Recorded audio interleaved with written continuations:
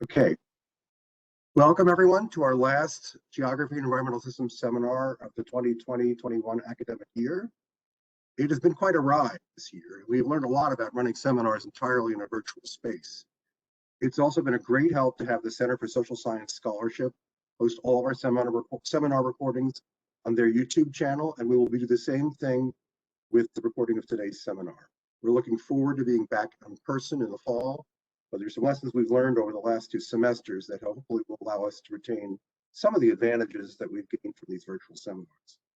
Today, it's my privilege to welcome our 2 speakers on a topic that is important to all of us, to speak about a project that we hope will help to transform the geosciences by broadening both the diversity of the group of people working in the geosciences and by transforming attitudes and practices that have had a long history and that have hindered the advancement of people whose presence in the geosciences will enrich the field.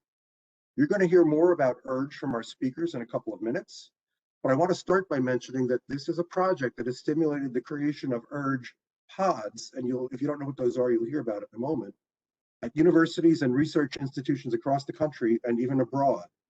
And we have an URGE pod right here at UMBC, which includes faculty in geography and environmental systems, biological sciences, in physics, and in chemical, biochemical, and environmental engineering, and also includes one of our own graduate students. I want to thank the Provost's Office, the Center for Social Science Scholarship, the Joint Center for Earth Systems Technology, UMBC's iCare project, which stands for Interdisciplinary Consortium for Applied Research in the Environment, the Office of Equity Inclusion, the Department of Chemical, Biochemical, and Environmental Engineering, and our own department, Geography and Environmental Systems, for co-sponsoring this presentation. So I'm going to go ahead and introduce our 2 speakers. Gabriel Duran received a BS degree in Geography and Environmental Systems and a BA in Biology from the University of Maryland, Baltimore County in 2020. He's one of our own recent alumni, now come back to represent this project. He's now a biology master's student with a focus in biogeochemistry at the University of Quebec in Montreal. He's also a research assistant at the Woodwell Climate Research Center, where he's supporting the Arctic research team in the mapping of gas emission craters and retrogressive thaw slumps across northern Siberia. And if you want to know more about those, you'll probably need to ask Gabe. He previously supported the soil carbon team in the analysis of thousands of soil samples from across the Midwestern United States using diffuse reflective spectroscopy. He's a co-leader of Unlearning Racism in the Geosciences, or URGE, where he created the URGE curriculum alongside Dr. Vashan Wright, and continues to support and facilitate URGE initiatives, including live events, BIPOC listening sessions, URGE deliverables, conference planning, etc. And that includes, of course, today's seminar. Dr. Phoebe Cohen is an associate professor in geosciences at Williams College.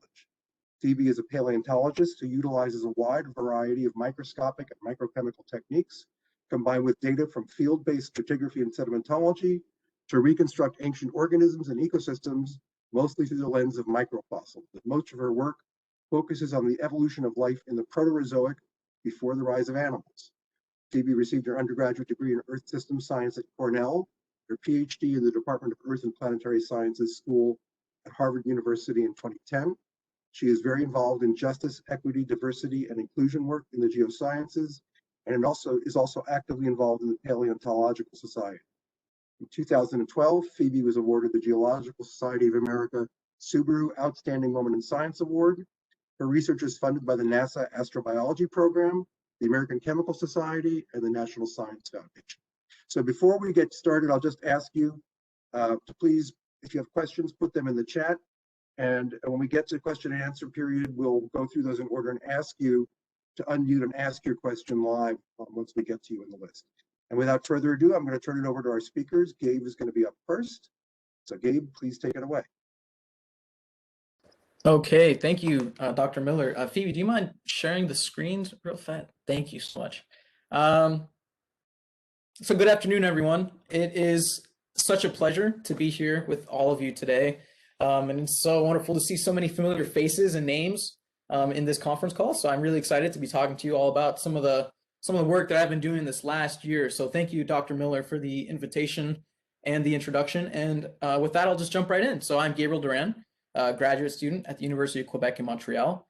So I'm coming to you from Montreal, Quebec in Canada. But before we get started, I want to acknowledge that I am on the traditional territory of the Mohawk and the Haudenosaunee people.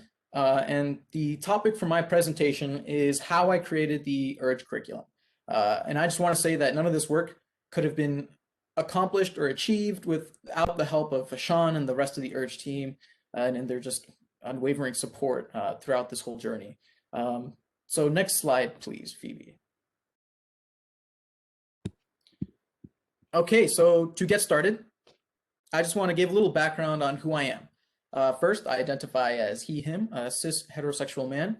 I am a Colombian American, as both of my parents are from Colombia, but I was born and raised in Montgomery County, right here in Maryland, or there in Maryland. So I'm the youngest of 5 and the first in my family to pursue a graduate education. And growing up, neither of my parents had above a high school education, and my mother was a stay-at-home mom for the 5 of us and my aging grandmother. So my father was a house painter and still is a house painter, living paycheck to paycheck. But growing up, despite having so little money, my parents always dedicated a portion of their earnings to the church. They were, well, they're not dead. They're very service-minded and community-driven people, a trait that I believe was passed on to me. So in college at UMBC, I dedicated a lot of my time serving communities in Baltimore. And it was in these communities and in my volunteer experiences where I learned how pervasive racism is in our society. So during my final year in my undergrad, I had participated in the Polaris project with the Woodwell Climate Research Center, or formerly the Woods Hole Research Center. But during our time out in the field, the whole team, it's like about 16 of us, we had a really amazing conversation about colonialism and geosciences. And we didn't want this conversation to just die out in the middle of the YK Delta, in the middle of nowhere, all alone, that conversation will just fizzle out. So upon our return to the lab, we held a town hall meeting with researchers and community members in Woods Hole on the topics of racism and diversity. And we understand and we understood that people want things to change. It's just a matter of making these conversations happen, initiating these conversations. And oftentimes we see and hear of these conversations and we understand how important and necessary they are, how actions need to happen, but typically these conversations usually quiet down over some time. And that's one of the reasons why we brought that conversation back to Woods Hole with us. And even after that town hall meeting, I understood that that's probably and likely going to happen. And I personally just didn't want to see this occur. So after my undergraduate in January 2020, I took a position at the Woodwell Climate Research Center as a research assistant for the soil carbon team. And I was essentially right back where I first had these initial conversations, where these conversations first took place. And I had been thinking for some time about how to best continue this conversation. And at the time I had approached my advisor, Dr. Sunatali, about if she'd be interested in reading a book with me and continuing this conversation of racism that we had the summer before. So her and a few other colleagues joined me in our first meeting in February 2020. March comes along and Vashan had just gotten his postdoc position at Hui. And if you don't know Vashan, Vashan is the leading PI for URGE. And he is currently a postdoc at Hui. So at that time in March, he had just gotten that position. And a friend of mine from Hui had retweeted his initial tweet. And I reached out to Vashan on Twitter and told him, love to meet up, discuss, chat. And we exchanged a few words and I invite him to my book club. And it was at this time, after the death of George Floyd, a momentum and a movement was starting. And my book club attendance went from the regular 8 people up to 45 people in the matter of just like one meeting. So there was really good momentum in this community for change to happen. And both Vashan and I saw this. People wanted things to happen and they were tired of waiting around for our leadership to do something. These institutional and organizational statements just wasn't cutting it anymore. So come June, Vashan approaches me and asks me, what do I think of making a national book club?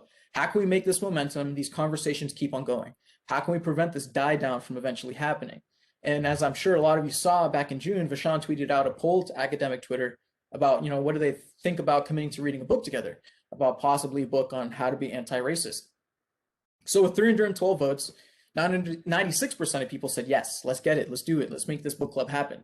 So August comes around, we submit our proposal to NSF to receive some funding as a supplement to an already existing grant that Vashan was working on with his advisors at Hui. In September, we get our funding and we get to work. So our goal was to have the entire geoscience community be on the same page when it comes to the topics of race and racism.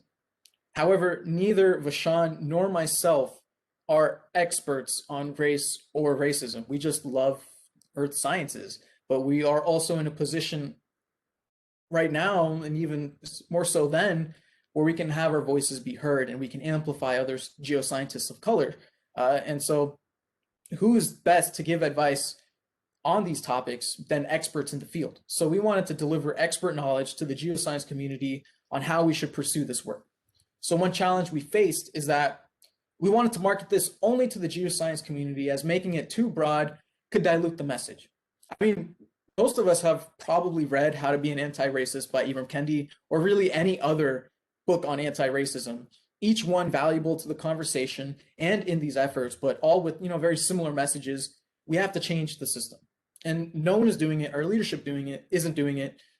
At least the progression is very slow and with deliberate speed. So we decided to do it ourselves with the help of the entire geoscience community. And that's essentially what we wanted to do with URGE.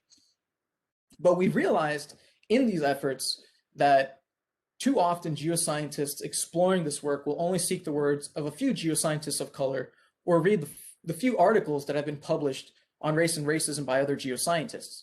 And my best guess is that, this is because there's a sense of familiarity and trustworthiness in these authors.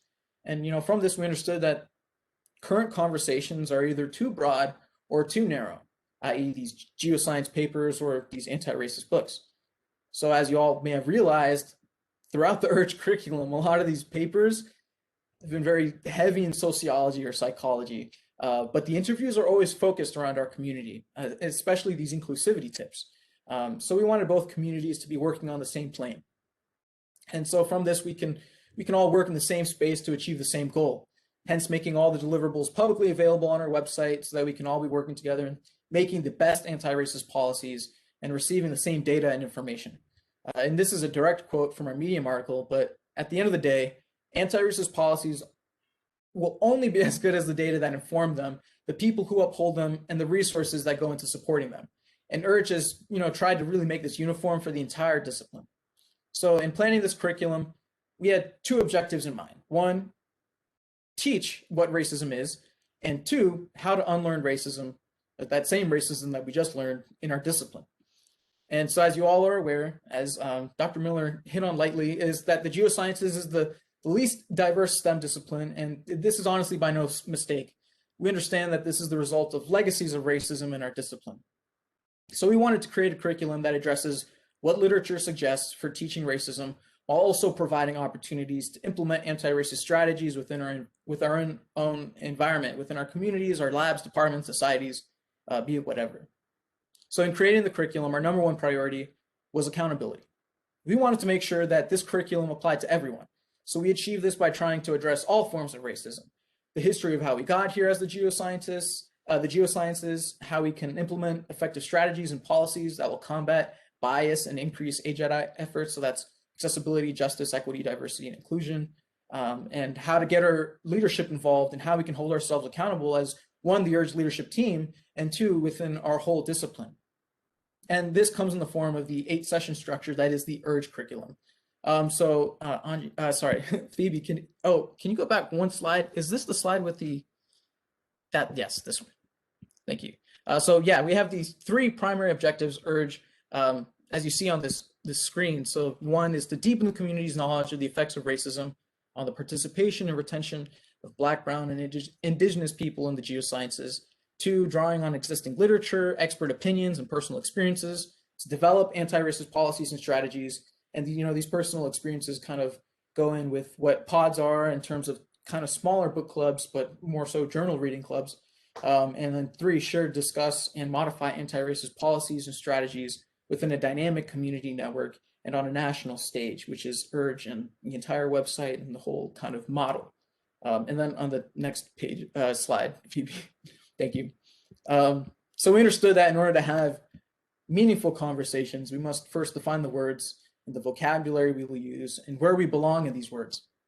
So racism is often perceived as a rather subjective term rather than a descriptive term. And in session 1, we wanted to create a baseline and standard of definitions that will all be that everyone that's participating in URGE will be abiding by throughout the entirety of the project.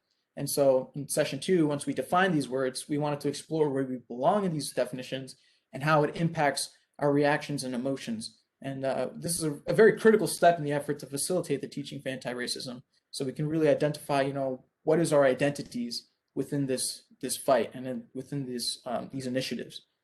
So within these different forms of racism, like white privilege and implicit bias, these are all a result of a racist history and legacies of colonialism that we explored in session 3 and session 4.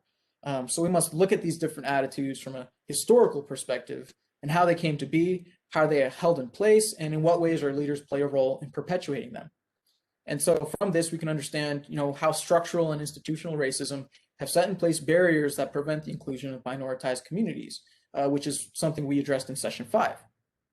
So we have to create policies geared to combating these barriers as they are necessary to solving the inequities these communities face. So our curriculum aims at assisting our discipline in generating a multitude of steps that can be implemented to build a safe and inclusive environment, which is what we explored in session 6.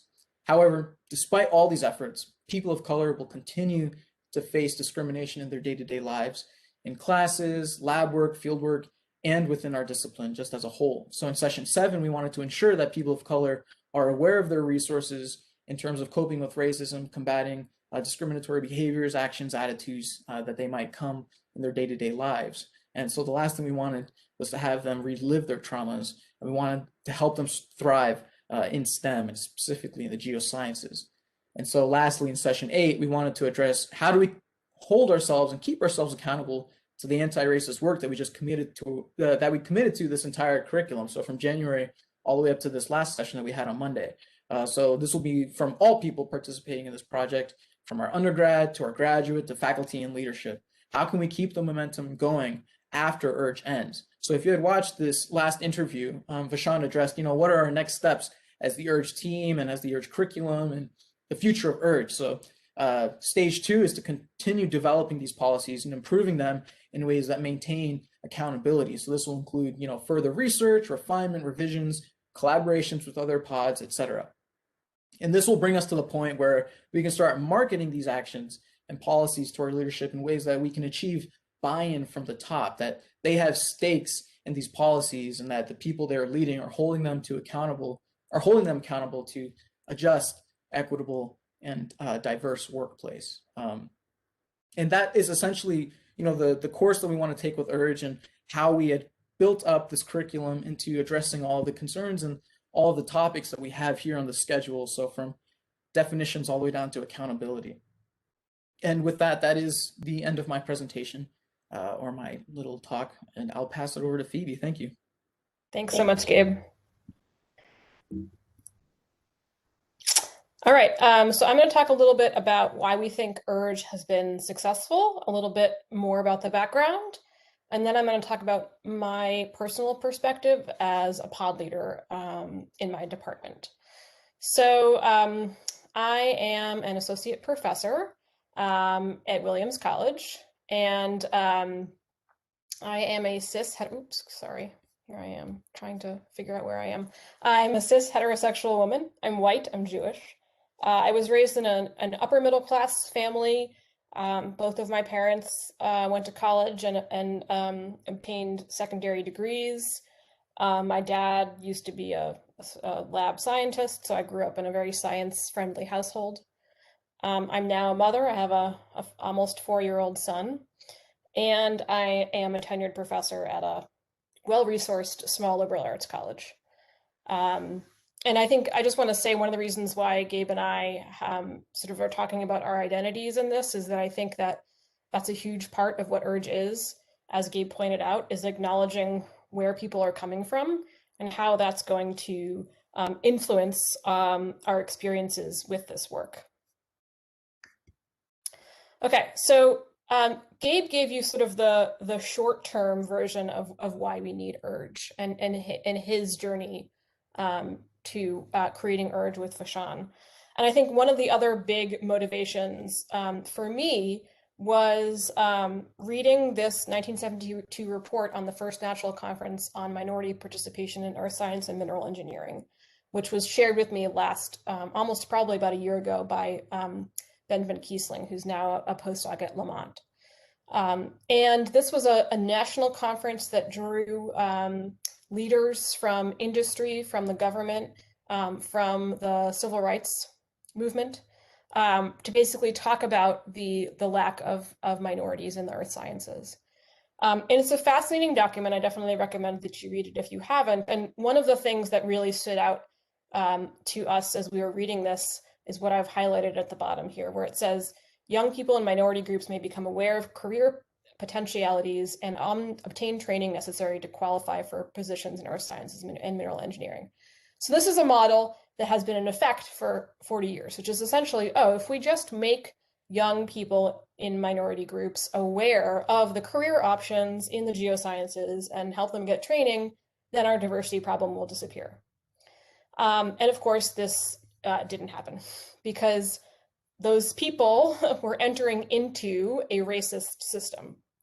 And this has been proven by data. So on the right here, we have a figure from Rachel Bernard and Emily Cooperdoc's paper analyzing publicly available federal data on the number of PhDs by race and ethnicity in the earth sciences. And so here's the data since that report, which was 1972. Very little progress or no progress at all. And if you look at this in the lens, a slightly intersectional lens of looking at race and gender, this is just a quote from Stephanie Suarez, who's a geology graduate student in Texas. And she says, I started this account to talk about my geology work. Then I realized it's impossible to do that without talking about racism because they're so intertwined. Reading this was the first time I was validated that my experiences were real and not just me imagining things. So here's a poll quote from Bernard and Cooperdoc pointing out the bleak numbers of women of color, Native American, Black, Hispanic, or Latino women receiving PhDs in the geoscience disciplines. Okay, so 1.46% of all doctorates awarded over the last 40 years. So this sort of long-term data combined with the sort of urgency of the Black Lives Matter movement, the murder of George Floyd and Breonna Taylor is really sort of came together during URGE's formation. So I got involved in URGE also last summer, sort of just in the capacity of helping Vishaan and Gabe put together their proposal, and then became part of the organizing team once that became a reality. So we were expecting and hoping for maybe 25 or 50 pods at various institutions across North America, which has been our focus, although we do have some international pods. We now have over 250 active pods. So those are pods that have taken this 16-week journey with us and continually uploaded deliverables throughout the whole experience. And we have about 4,500 people on our email list. That's our sort of best guess estimate of how many people are actually in pods. We have 3,300 Twitter followers and over 1,000 people watch our interviews live. So we've really been blown away by the response that we've gotten. And I'll never forget the looks on our faces when we started our first Zoom event, and just watching the numbers tick up in that little box in the bottom of Zoom really was astonishing to us. And so I'm just going to talk briefly about why we think we have gotten such an amazing response from our community. So one, of course, is timing, which Gabe has already discussed. And this is just a graph to illustrate a little bit of that, the sort of voters' net support for Black Lives Matter and how that's changed over the last few years. So I think that the timing played a huge role here. People were ready to act, but they needed guidance and they needed help in that. We've also sort of loosely followed some community-based social marketing methodology, which is a social psychology idea put together by Doug Mackenzie Moore that basically says that sustainable behavioral change is most effective when it involves direct contact with people and is carried out at the community level. And so this was one of the motivations for the pod structure, right? That we could be up here telling people what to read and showing them these interviews, but that there needed to be real work happening within departments, within institutions at this sort of personal and community level. The other really critical part of URGE, and this is again part of CBSM, is that information by itself has little to no effect on behavior, right? So you can read all the anti-racist books in the world, but it does not make you anti-racist. And so this is where the structure really came into play in terms of having a deliverable for every single unit. And so the deliverables are really at the heart of what makes URGE different than maybe a reading group. Every 2 weeks, each pod has to basically put together a document that outlines current policies and how they need to be adjusted or updated, or brand new documents that maybe they've never had to consider before. And again, the policy is plays a huge role here. And I really like this quote here by the astronomer Lucien Welkowitz. Political education is for writing your playbook. It is not the play, right? So reading is one part of the work, but it is not the work itself. And I think that's a really important part of what URGE is about. And as Vishaan, likes to quote, policy is our love language. Okay, another reason URGE has been so successful has been the sense of community. And it was really one of the reasons why I think we were able to get so many folks involved, is that we started spreading the word in our networks, on social media, on listservs, word of mouth, and it really grew into what feels like a movement. And these are just a few tweets from folks who have tagged us over the last few months, talking about their experiences in their pods, talking about the changes that this experience has already brought to them, talking about how it has really motivated them to create change. And so I think this community aspect of, hey, we're all in this together, we're all geoscientists, and we're all working on this project together at the same time was a really critical component of that. And knowing that, while you were in your pod struggling with your policy, there were, 100 other pods having the same conversation. And I think that's a really powerful thing to be a part of. And then, of course, our team with Vishaan and Gabe at the helm. And I think one of the great things about our team is that for the most part, we're sort of DEI outsiders. I mean, I've been involved in DEI off and on throughout my career. Vishaan has done some research, geoscience ed research, but none of us are DEI professionals, right? We all have day jobs as our scientists of one stripe or another. And I think that was a really critical part of this too, this was a sort of a grassroots movement coming from within the community, and it wasn't a top-down approach. I am the only faculty member in this team. I mean, Vishaan's about to become a faculty member, but when it started, so it was also a team with a variety of backgrounds, a variety of experiences, and a variety of perspectives, which I think has been really critical to our success. This is a figure that one of my colleagues, Alice Bradley, put together for our pod, which I thought was a really lovely visualization of what the process has been like in my department. Okay, so I'm at a small liberal arts college. And so, we base our research teaching and our teaching on data and proven methods, but we realized that that was not how we were basing our understanding of how our minoritized students were experiencing our department, right? So we have our own experiences of ourselves and our colleagues and networks. We have departmental policies and cultures, and then we have what our students are actually experiencing. And so where URGE played a role was basically, bolstering that tippy tower. It has given us the tools to basically use research to change department culture, okay, and to try to improve the student experience, because for us, that's mostly what we've been focused on, although we've also talked a lot about the experience of faculty and staff of color as well. And I think that the structure really made that possible, and it allowed us to build off of work that we were already hoping to do or already planning to do in a way that really allowed us to make a massive amount of progress that we never ever would have made without URGE, even though we were already sort of on board with all of these ideas. And so even coming from a sort of department that where everyone in the department was on board with the importance of anti-racism, changing our curriculum, improving the student experience, URGE still played a huge role. But of course, there have been challenges and barriers. And this is, the perspective of my pod, but I think also for many other pods as well. We don't have control over everything, right? And I'm in a pod where, everyone in the department is on board. So imagine being in a pod where, there's very few or no faculty and certainly not a department chair, right? So I think there's been a wide disparity across pods in terms of involvement of department leadership. Difficult conversations are difficult, especially when you're doing it with your colleagues. And so one of the things that, the first thing that we had to do for URGE is we had to come up with guidelines and norms about how we were going to have conversations. And it was really interesting to see how different URGE meetings were from our department meetings, even though the people there were almost exactly overlapping.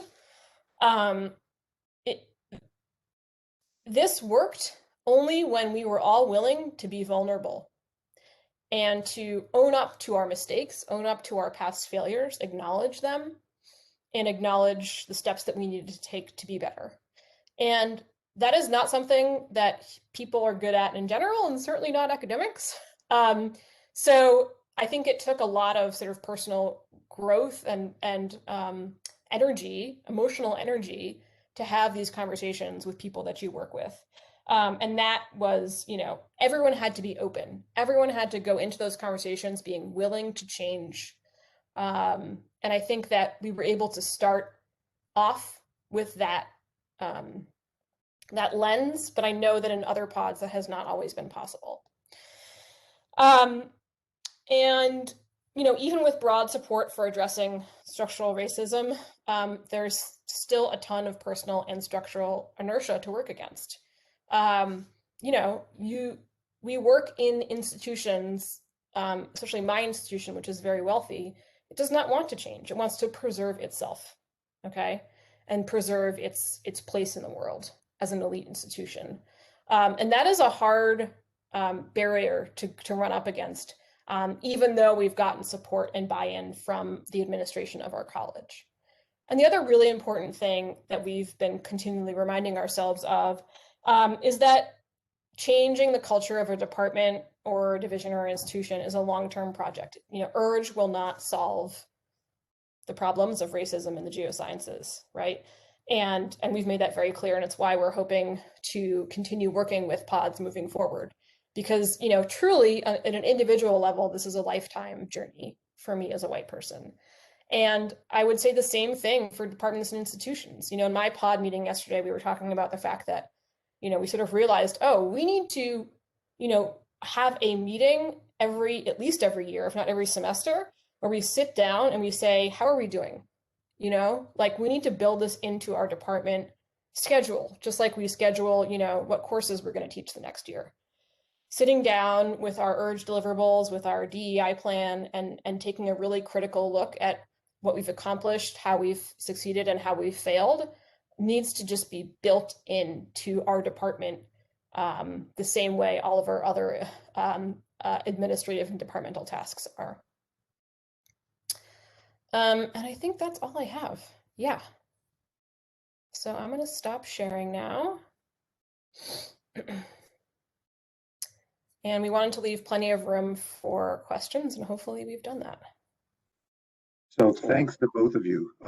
I am just so glad that we had you for this discussion. I think it's really important one. I want to open this now to people who want to ask questions. I have some lined up of my own that I'm going to only go to if it turns out that we need a little jump start. But I think probably there are people here, some who are part of our URGE pod, a lot of people who are not, who may have questions to ask our speakers. And if there are students in the audience, I encourage you to ask as well. It's not often that you'll see one of your own classmates get involved in a national effort of this scale, and I think it's something that I think our department could be proud of, Gabe's participation in really jumpstarting this as a national movement. But I want to get people to kind of, let's pitch in a little bit and ask some questions. And I've asked people to put their questions into the chat, and then we'll just call on you in order to unmute yourselves and ask your question of either Gabe or Phoebe or both.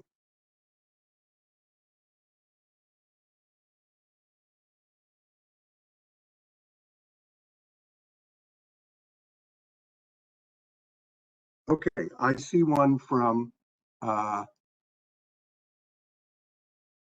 okay, Maggie said, I missed the end of Monday's. Well, Maggie, why don't you unmute and just ask the question?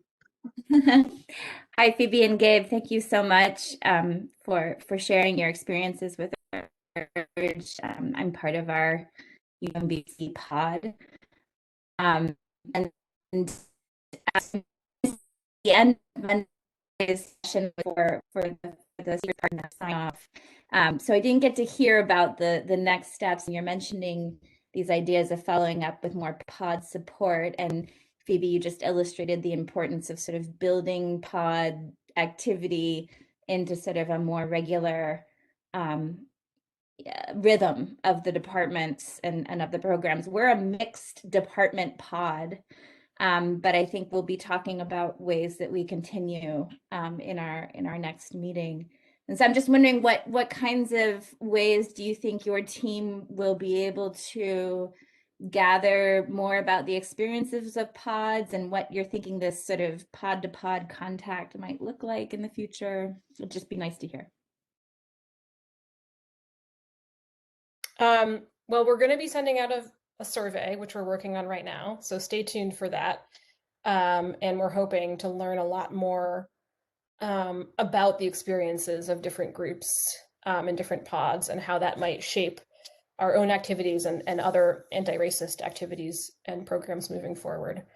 Gabe can maybe speak to a little bit about our plans for the summer and fall, but we are, just as like an advertisement, we're running events at both GSA and AGU this fall, where we're going to be inviting pods to share about their experiences, and we'll have space and time for sort of networking, communication, and collaboration, coalition building at those national events.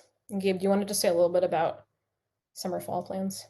Yeah, so for the summer, we'll be picking back up again in July, early July, where we want to aid in facilitating pod guidance with development of their deliverables. So that's, let's say, your pod has 7 people in it. Each person's going to be assigned a deliverable, and their task for the summer would be to refine, to continue research, seeing in what ways it could be implemented, what checks and balances could be added in terms of accountability.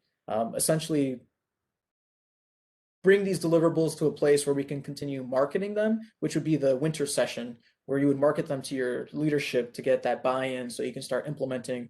And of course, we don't see this change happening for quite a bit of time, but hopefully this marketing and this strategy can put these policies and these anti-racist like strategies in a place where we can continue improving this diversity issue that we are having in the geosciences. And that's kind of just a really quick summary. We will be releasing more information, including readings, the curriculum, collaborating with pods in terms of like Zoom-wide kind of webinars with breakout rooms where you'll be collaborating with other pods. Let's say my pod and our pod would meet up randomly in July or August or whenever, and that's kind of how it'll look. And just circle back with your own pod to continue improving, receiving feedback. And that'll be like that summer session, and then the winter session would be like marketing. Yeah, and we're also going to try to create opportunities for folks from similar kinds of institutions or programs to get together and share ideas, because, you know, like my perspective coming from a small liberal arts college is very different from someone at a large, you know, public research institution, for example. So, you know, in terms of pod refinement, thinking about how can we, you know, help folks learn from each other who are maybe facing similar challenges.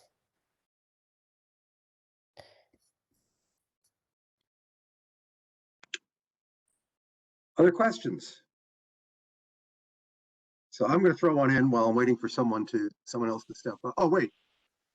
There's one from, okay, Emma Gilligan. Thank you both so much for this presentation. I wanted to ask about the difficult conversations that Dr. Cohen mentioned earlier, and how those can really vary depending on the pod and department situation, but they're very important conversations to be having. So I was curious if you could elaborate further on your tips, what you found helpful in those conversations, but also if you found that over the meetings over time, if some people have mentioned that different things worked for their conversations in a different situation.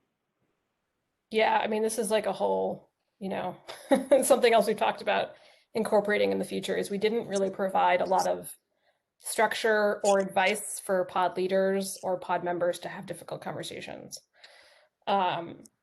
My tips, which I will acknowledge come straight from my father, who happens to be a science management consultant now, and he basically helps scientists communicate for a living, is this three words: agree, empathize, inquire.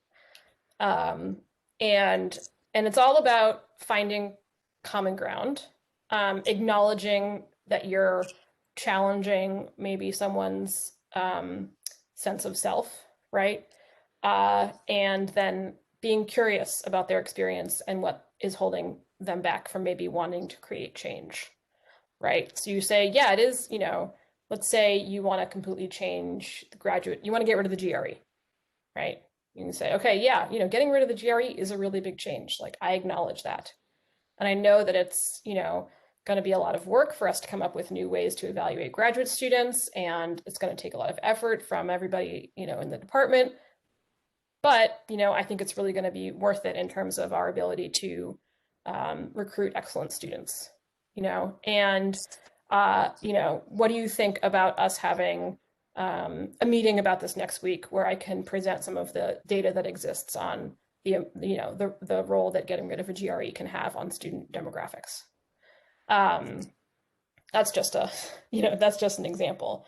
And of course, the power dynamics are huge, right? If you're a student and you're having this conversation with a faculty chair, you may not feel comfortable putting it in those words. And that's where I think allies really come in if you are a student, is finding faculty allies who can actually do that work for you. And for faculty, volunteering to do that work for graduate students, and acknowledging the power differentials, and that if you are a faculty member, even if you don't have tenure, you still have a lot more power than a student does. So that's just one tip that I use that I've used myself. I think another really important thing is that, and this has come up a lot in URGE, is that people avoid conflict, but we can't change without conflict. Conflict is going to be an inherent part of this process. And so we all need to accept that is going to be discomfort and conflict are going to be things that we experience. Did you want to respond as well? No, she Phoebe, you did a great job. Okay. I have nothing. Okay, thanks. So Yolanda has a question. Okay, I guess I'm gonna go ahead and sort of read my own question. Thank you both for sharing the hard work that you both and many more people are already doing. That gives a lot of hope, and I would love to be involved in that.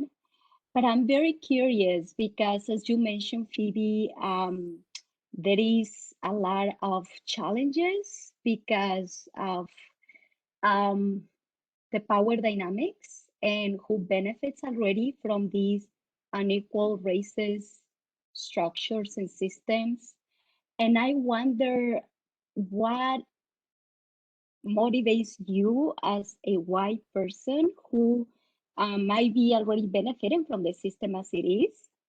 What is your biggest motivation into doing this hard work of addressing racism and lack of diversity and so much more?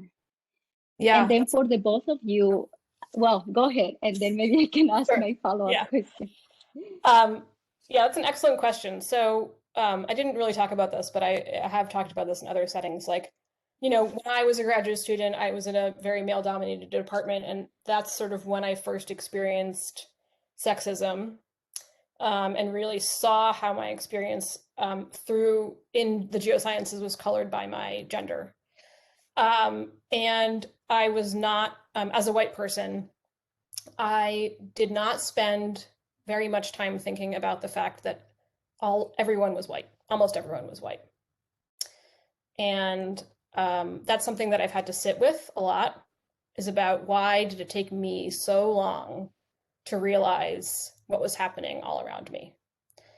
And it was really coming to Williams almost 10 years ago now and becoming a professor that led to that change, because Williams has a pretty diverse student body, 40% non-international American students of color. And it was really, building relationships with students, teaching, and realizing like, oh my God, like, I remember like when the first student told me they wanted to go to grad school, I was like, what world am I sending this student into? And it just really hit me like, I feared for my students and their experience going to conferences, like, and it just really hit me that this was a massive problem that required everyone to fix, and most importantly, required white people to fix. And that as a person, who had benefited from, economic and racial privilege my entire life, that it was my responsibility to my community and to my students to act. And I've also been very fortunate to have some really wonderful mentors and colleagues who are geoscientists of color, who I've learned a lot from, and who I've been able, including not my wonderful colleagues in URGE, but also in the broader community, who've also been really motivating and inspiring for me to just be like, if they're putting themselves out there and doing the work, then like, I have to too. This is my community. And I cannot be complicit and I cannot be silent. So that's my motivation. Thank you, Phoebe. And talking about, starting the work and all of that, I wonder, have you seen any change? Have you seen any changes in your department for both of you? Phoebe, do you want to go first? Yeah, I mean, I've got to say, I think that because of URGE, there are people in my department who have started thinking about things in a different way. And I will not say that everything is perfect now and that no one has any problematic views, but like, I think that it's really pushed us as a department to be way more proactive. Instead of just sitting around and talking about stuff, we've really had to sort of reckon with things in a concrete way and say, okay, what are we actually going to do about this? And I think that action piece is what was missing before. We had done, we've done some things and we, have thought about it and talked about it, but this was really like pushed us in a way. It's hard for me to, and some people, some white members of our pod did share some, personal, revelations that they had during the URGE experience, which I think is hugely important. But I think the thing to focus on is like, okay, well, does it actually change? Is our department culture actually going to change? Are we actually going to change how we approach things like hiring? Like the proof is in the pudding. And for me, it's hard to say if I've seen any change. I've been moving around a lot. So back in January, in January 2020, I was with you all in UBC. Then I moved to Woods Hole in Massachusetts, where I started URGE. And then this January in 2021, I moved up to Canada. So I don't really have like a home yet in an institution. I guess I can consider now the lab that I'm working in as my home, but they started the journey pretty late because I had already developed the curriculum by the time I joined, and it was well underway, URGE. So we didn't actually create a pod at our institution.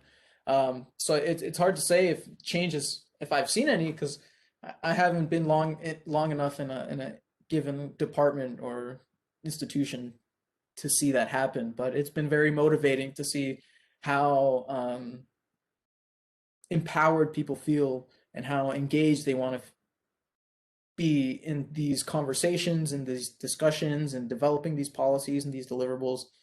So I can't say where it was at before, as I'm fairly new in all of these departments, but to see people wanting to make change has been motivating and empowering. Thanks. Oh, looks like All right, so here's a question from Praminda Jacob. Praminda, will you unmute and ask your question? Sure. I just wanted to thank you both for your presentations. They're amazing. I have a lot of questions, but I just will try to restrict myself to this one. I was thinking that, are there any pods that are working on policy changes with regard to sponsored research? Because, you know, especially in your geosciences research is like, that's really important to everybody's career, for students and faculty, and specifically about raising consciousness about anti-racism on how grant funding is distributed, both to PIs of color and also to projects that are addressing the effects of racism on the environment or society, directly or indirectly.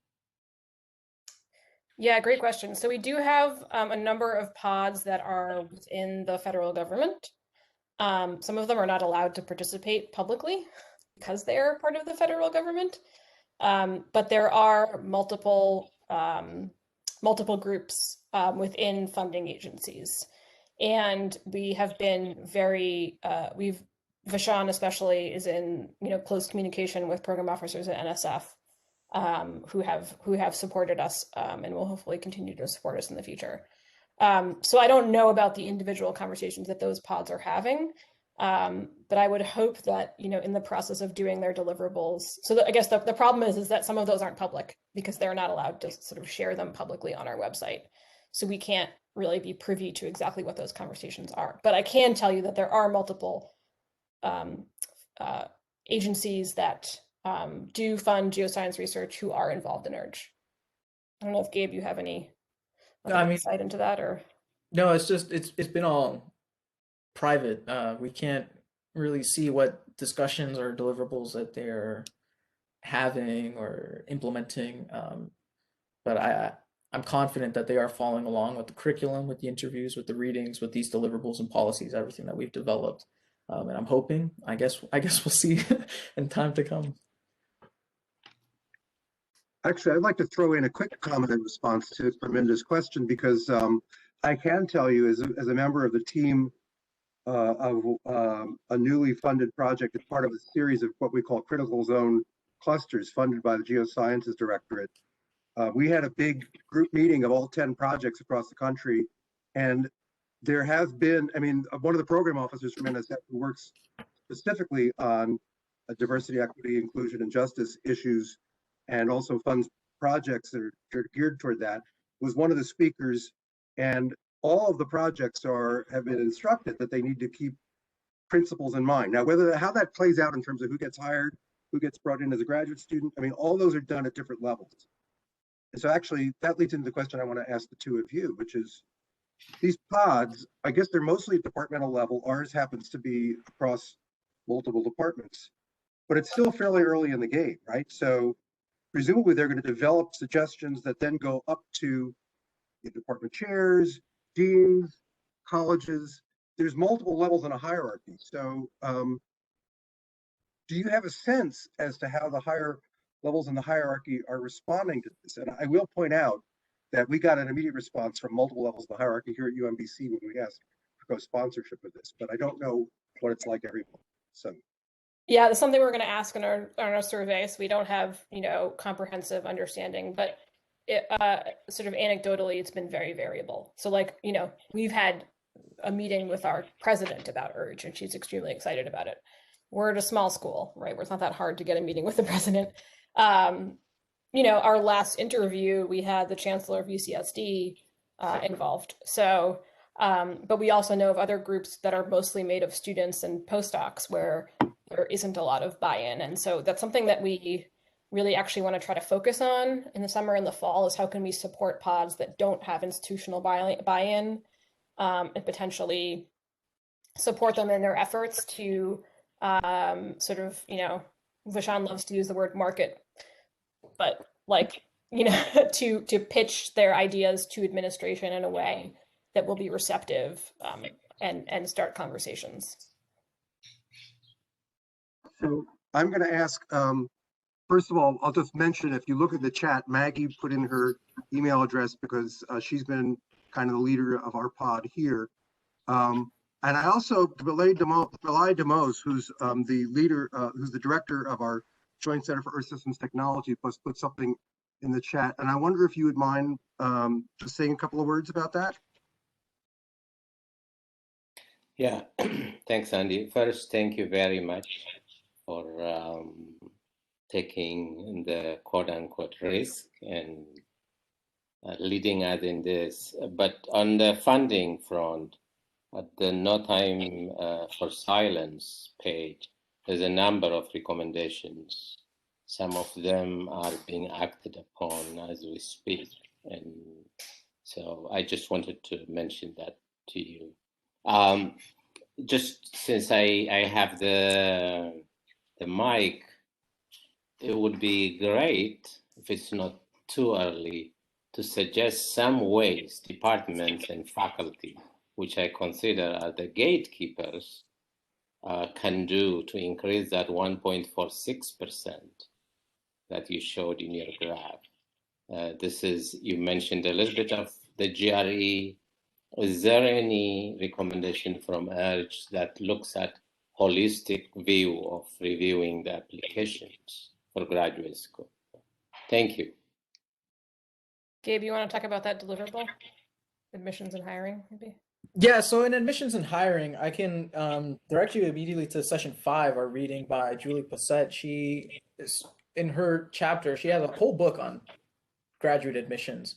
And in this conversation, particularly, it's merit beyond the mirror. And we discussed heavily about, considering using rubrics and how rubrics can provide unbiased kind of opinions, and moving in that direction and creating your own rubrics that could better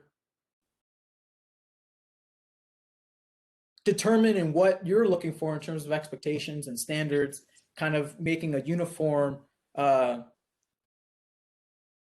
interview process or graduate admissions process across the whole board. So that's going to be faculty that they can remove themselves from any personal reasonings, or, oh, this person doesn't have these this said kind of papers or publications, or be it whatever, that they kind of remove themselves from what they imagine success would be, but that is more of like a standard that this is what we want in our department. So I think a rubric is in the right direction. Yeah, and if you're curious, I just put up the session 5 page, and you can also go and look at the deliverables that all of the pods have uploaded. So you can actually see, you can go into an individual pod page and see what their session 5 deliverable looks like, and actually see, what institutions are, institution level pods, because they're not all institution level, are thinking in terms of changes to graduate admissions. Since I'm at an undergraduate institution, we didn't, we were basically completely shut out of undergraduate admissions. But I do know that it was a big topic of conversation for many, many other pods.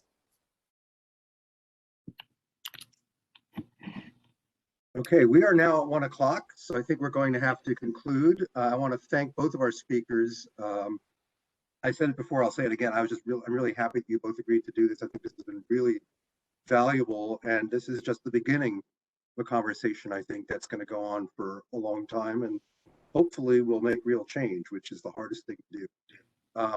I will tell people that if you're interested in more about the URGE pod here at UMBC, you should contact Maggie Holland. And also that this seminar has been recorded, and once we get the recording back, it will be posted on the YouTube channel of the Center for Social Science Scholarship, where you can see our other recorded seminars from the semester. So we thank everybody for attending, and we thank you for your interest, and we look forward to more conversations about this. Thank you, everyone.